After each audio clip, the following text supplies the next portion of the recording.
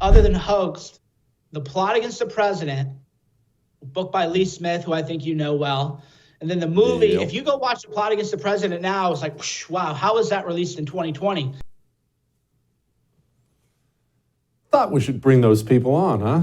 Friends of mine, joining me now, Lee Smith, author of The Plot Against the President. Man, you should really be reading that. And then while you're doing it, you should watch Plot Against the President by my friend Amanda Milius. She's the producer and director of it. Okay, Lee, you wrote the book on it. What's happening right now with the deep state, as we like to call it in this country, it's obviously something you and Amanda know very well. So none of this is surprising to you, but I think it is surprising to a lot of relatively normal Americans who are waking up to the fact that they live in a country that is not the one they think they live in. Yeah, I hope the people that Amanda and I didn't get to through earlier with our, with the stuff that we investigated and that we explained.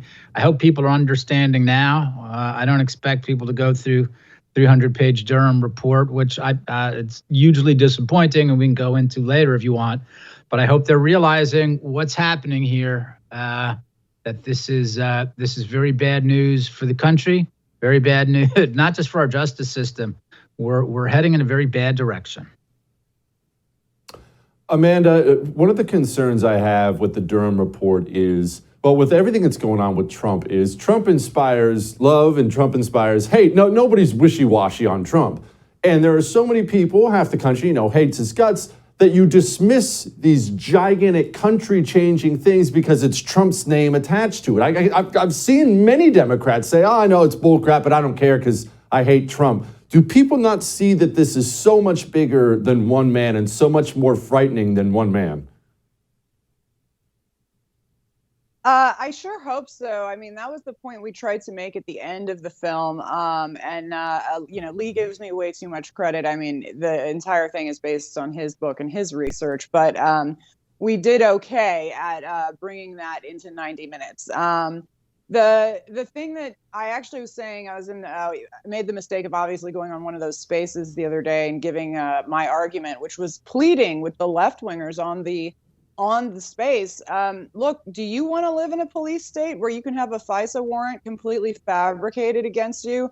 You don't get your day in court. You will be spied upon by the government. And if anything, if they don't like Trump, imagine if we did that. So how is it that hard for them to make the leap that you don't want a country that just has a free roaming police state? And that's what this was. I mean, the wishy-washy language of the Durham Report is so utterly lacking. I'm just so thankful to Lee and to Devin and to the people that helped make this movie possible, because without Lee's book and without this movie, that's all there'd be. There'd be this 3 years later little report, I mean, it's 300 pages, that no normal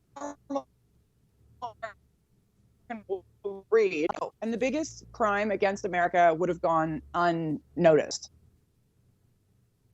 Lee, specifically, what is your problem with the Durham Report? Now, I hate it too. I'm sure your problem is my problem with it. I suspect, this is just a theory of mine, I think the system is thrilled about the Durham Report. They're not scared about it. I think they're thrilled about it because no one's going to get in trouble, and they get to make sure everyone in America knows they run things. We do not. They're in charge, and we are not. Yeah, that's exactly right. I mean, the left, aside from a few very, very few limited people, are happy about what happened. Yes, it's a police state, but guess what? The police are on their side. They're thrilled about it.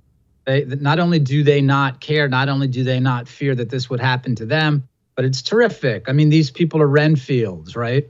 We've seen examples of this all the time throughout history. They're happy to see force, coercion, and violence used against people who they consider their adversaries. So they're thrilled by this.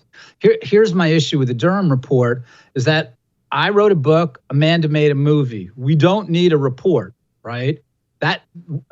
Give Amanda and me badges and guns, and we'll make arrests. But I don't have a badge and a gun, and neither does Amanda, right? So we put out the information.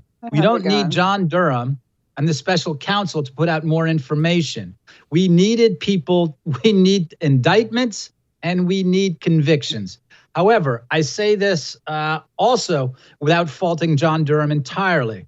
The fault is entirely, however, William Barr's, who knew what the job was. William Barr needed to compel Durham to make sure that figures were being held accountable by the end of spring 2020. If they weren't going to be held accountable before the 2020 election, the very same people, the very same institutions and agencies that helped defraud or sought to defraud the American electorate in 2016 with the Steele dossier, we're going to be up to the same business in 2020. And indeed, as the Twitter file shows, that's precisely what happened. With an FBI subunit, their cyber division detailed, again, to censor reports damaging to their preferred candidate. The fault is primarily William Barr's, right? We should not be surprised that this report falls so far short of our expectations. Yeah, the Bill Barr who famously got up and said, he doesn't want it to be a tit for tat, guys, and then surprisingly does absolutely nothing with it, if memory serves me. Amanda, I can't stand Bill Barr, and I couldn't stand it back when he got appointed, and everyone was cheering the guy because he played some freaking bagpipes and went on to do nothing. Useless and nutless like the rest of the GOP. Oh man, you just nailed it. Yeah, that was the feeling, and it was tough because this was around the time when we were doing the film. I mean, this is what's crazy is what Lee Smith is absolutely saying is correct. This report has absolutely nothing in it that isn't in Lee's book or my movie, our movie, frankly. There's not one new piece of information, and that took him 3 years and all of that money and his sweet time while we're busting our ass getting this out before 2020 because we realized the urgency of getting this information to the American people in a mass market way, whether it be via book or film. He's totally right. I mean, we do need badges and guns. I mean, I'll always take more guns. The fact that there's not one thing new. What we did need was indictments. That's the one thing, as I've always said, is that there's only so much American citizens, and even American citizens on a campaign, right? A campaign is made up of American citizens, not the state. So without the power of the state, there's very, very little that can be done to change anything. And that's why it's this big nothing. And I don't want to say it's a nothing because the left will run on that, right? The left will be like, see, the Durham report came out and even the people on the right are saying it's nothing. Like I got a little bit of that in the convo. And I'm like, no, it's nothing because we already knew this. Y'all are just catching up and we're being vindicated. Lee, Amanda, we got to have a beer soon. Talk soon, guys. Let's do it. Thank you, Jesse. Thanks, Amanda. I have great news. If you enjoyed that, I have a YouTube channel you can subscribe to. Whatever I do, it'll be right there on YouTube. So go subscribe today.